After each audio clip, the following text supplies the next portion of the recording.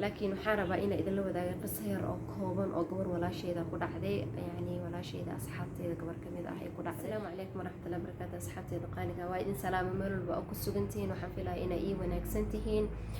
hadday tahay markii kuugu horeysay muuqaalkayga ku soo gaaray channelkayga arkaysa please iska soo dhawee subscribe ida iguna soo biir. haddii aad hore ila joogteen waan kusoo dhaweynayaa soo dhawo kuleeyahay sheekan anfacayso inaga dhan, yani adiga iyo aniga bayna anfacaysan ku haya. marka soo dhawo ii imaaw si fiican uga bogo, ha iga tegin yani adigoona dhamaysanin insha allah. marka koowaad waxaan iga raaligelinayaa asxaabteyda, codkayga aad u yaryahay runtii, waa codkayga saas iskaga samaysan yahay, haddana harga waa igu sii darmay, marka codka dhanaa dhub iga ah, ma ogeynaa si fiican codkayga kuu soo gaaraayo. marka iga raali ahow haddii codkayga yani oo si fiican kuu soo gaarayo. haddii codka laga kordhisan karo yani meel oo laga kordhista ay leedahay waa kordhisan lahaa, laakiin idinka xoogaa iga soo siiya yani haddii codkiina uu aad u dheeryahay xoogaa isku kaysoo dardaro intaasoo i anfacaya. intaasna waa iska kaftan. asxaabi maanta waxaa rabaa maanta inaa yani idinla wadaago qiso ina anfacaysa inaga dhan, yani aniga haddaan iska bilaabo iyo idinkaba ina anfacayso, oo haddii aan ku dhaqano aaminsanahay yani inaa faa'iido ka heleeno. qisadaas waxay ku saabsan tahay fadliga suuratulbaqara. nabigeena wuxuu dhahay sal allahu alayhi wasalam, iqra'u lbaqara فإن أخذها بركة وتركها حسرة ولا يستطيع البطلة. وحول النبي آخرية سورة البقرة صلى الله عليه وسلم قاد الشديدة أيو أخرينتيدا يعني يوكو العلنتيدا وبركة. بركة سبحانه قنكرتا يعني بركة في الحياة، بركة في الرزق، بركة في الأولاد، بركة في الزوج. هذه آتها قف رزقك كدباتي سنو رزقك يعني عديد كوي هاي أو مثلا adigoo shaqaysanaya haddana meel alaale meel wax maran aan garanaynba suuratulbaqara akhriso, yani fadligeeda iyo maxaan ku dhahay barakay ku noqonaysaa, way ku hagaagaya risqigaaga. haddii awlaadda aa ku dhiban tahay maanta meeqo qof yani oo walaalaheena islaam muslimiin yani soomaali aan ka wadaa weliba awlaad raadinaya, meel walba u maraayo, dhaqsar walba u tagaayay inay awlaad helaan, xataa halna ilaahay ha ka dhigay. kuwa kaleeto oo badan awlaaday haystaan aad u fara badan oo ilaahay siiyey maasha allah, laakiin dhibka nafta u keeneen yani waxay dhahayaan mararka qaar cunugan markaan dhalayo waxaaba ii ficneed inaana waxba dhalininbo. waa arkaa runtii dad badan imaamooyin badan oo saas dhahaya, yacni intay ilmihii dhibeen nafta ay ku dhibeen. marka haddii awlaadda ay kugu dhiban tahay, aad isku rafaadsan tihiin, zawjka isku rafaadsan tihiin, isfahmi la-dihiin, buuq balaayo guriga uusan deganeyn, suuratulbaqara akhriso. nabigu wuxuu dhahay sidoo kale sal alla alay wasalam, ina likulli shayin salaaman wa salaamu lqur'aani suuratulbaqara. shay kasta wuxuu leeyahay kurus waxaa la dhahaa kuruska yani geel qof walbuu garanaya u malaynaya geela kuruskiisa. marka shay walba wuxuu leeyahay meel u sareyso oo yani madax kurus ah. qur-aanka madaxiisa iyo kuruskiisana waa suuratulbaqara. wuxuu dhahay sidoo kale nabiga sal alla alay wasalam, qofkii gurigiisa ku akhriya suuratulbaqara 3 habeen ma soo galayo shaydaan.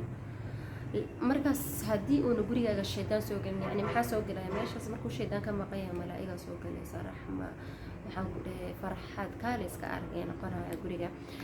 marka 3 habeen haddii uusan gurigaaga shaydaan soo galaynin, sidaa uun ku wad 3 habeen markay sii dhamaanayso ku dar yani si una shaydaan dhanba gurigaaga usoo gelinin oo buuq iyo stress dhan uu uga maarmo gurigaaga.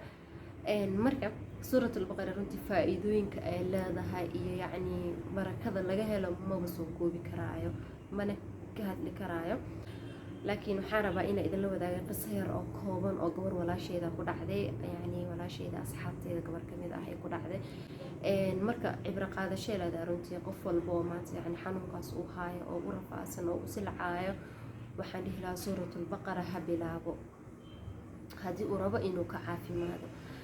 xanuunkaas gabadha walaasheeda hayo wuxuu ahaa xanuunkan yani oo shayaadiinta iyo sixirka iyo waxaas si u joogtay way xanuunsatay. marka way iska xanuunsan tahay, waxba ma qabsan karto, ma shaqaysan karto, maxaan ku dhahay way iska suuxaysaa, si u joogto miirkeeda uu iska tagayaa dhag. marka miirkeeda markuu iska tago yani wax dhan ma kala ogo. subxaan allah, haddii miirkaaga u tago alxamdulilah, horta ilaahay nicmo badan oo ina siiyey runtii dhammaanteen oo aynan arkaynin, kuwo badan oo inaga mida qof yacni dhan oo miirkiisa iska tagaaya, qof bil aadana qofna ma daba istaagnaan karo oo maanta oo dhan kuma agjooga yacni. Soomaali waxaa kuma maada bugto badan iyo baryo badanba waa la isku naca. haddaa bugto iska noqotid yacni oo 90gaba iska dhacaysid, miirka iska tagaaya, saacada iska suuxsanaanaysid, qof ku rabaya ma lahan. qof walba wuu ku dhibsanaya, wuu ku karahsanaya. marka gabadhaas meel alla meeshay joogto way ku dhacaysaa. suuqa hadday maraysa isma oga yacni goor waxaan ku imaado way dhacee, dab dushiis haddaa taagan tahay, baabuur haddaa la socotid, meel kasta yacni xanuunkaasi la rafaadsaneed oo yacni aad iyo aad u dhibay nolosheeda. markii dambeed waxay go-aansatay inay bilowdo yacni waxay aragtay fadliga suuratulbaqara, waxay go-aansatay inay bilowdo suuratulbaqara ay bilowday. way waday 3 bilood ay akhrisanaysay. xilliga akhrisanaysana wuxuu ahaa xilliga qiyaamka yacni qiyaamuleylka usoo kici jirtay, xilligaas ay akhrisan jirtay. xilligaas siday u akhrisanaysay habeenkii dambe ayadoo qiyaamuleylkeeda ku jirto oo suuratulbaqara akhrinaysa habeenada ilaahay ka mid ah, waxaa dhacay gabadhii way dhacday, waa laga kor qayliyay. marka waxaa la dhahay gabadhaan sixiraa loo sameeyey, sixiraa boorsadeeda loo geliyey. boorsada meesha hoose yacni boorsada weynta oo dharka lagu gurto, meel hoose waxaa jirta oo siib leh oo hoose oo dharna la gashanin yacni dharka hoostooda hoose ah. marka meeshaasaa loo geliyey. waxaa la dhahay waxay dhaheen marka meeshaasuu sixir ugu jiraa. muddo 3 sano ee boorsada dharka iska wadatay yacni ma ogeyn inay wax ugu jiraan. boorsada dharka iskaga wadatay, waxa ay la xanuunsan tahay ee la dhaceysa ee la rafaadsan tahayba waa waxaas boorsada ugu dhex jira 3 sano. alxamdulilah waa laga soo saaray wixii meesha, waa laga soo bixiyey yacni dadaa u geliyeen. sababtay u geliyeenna waxay ahayd gabadha way shaqaysanaysa maasha allah, qof shaqaysanayay ahayd.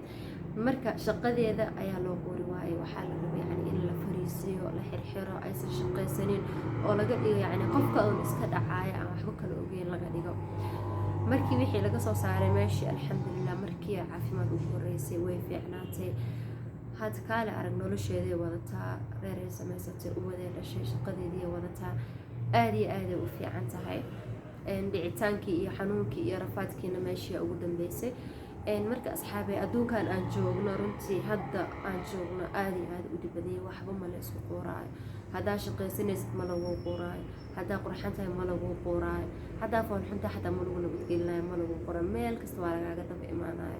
ma aqaani waxay tahay yacni akhrisaban waayo dadkiiya fasahaad, sixir, balaayo. waxaan ku dhahay qofna uma ogola yacni qof walaalkiisa inuu wax yar saas u dhaqaaqo. matalan haddaa awlaad deshid maba lagu quuraayo, nin fiican haddaa heshid ma lagu quuraayo.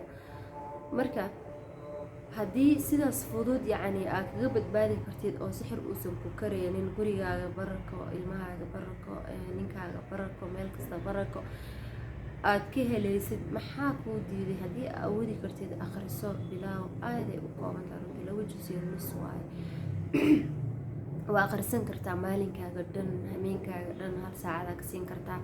haddii marka waxaa ku leeyahay aad xanuunsan tahay, xanuunadaan aad qabto, runtii gabadhaasoo keliyana ma ahan yacni dad badana arkay oo xanuunsanaa oo meel yacni la geenin aan lahayn, dhakhtar kasta la mariyay. dad xataa waxaa maqla yacni oo aan garanayo kansar intuu ku dhacay meel kasta la mariyay. kansar yacni lagama rajo qabo, ilaahay amarkiis inaad ku buskootid ma ogiye inaad ka fiicnaan doontid yacni rajo ma lahan, soo maaha. waa isla ognahay xanuun oo daawo lahayn waaye, laakiin ilaahay wuxuusan daawo u helaynin ma lahan adduunkan.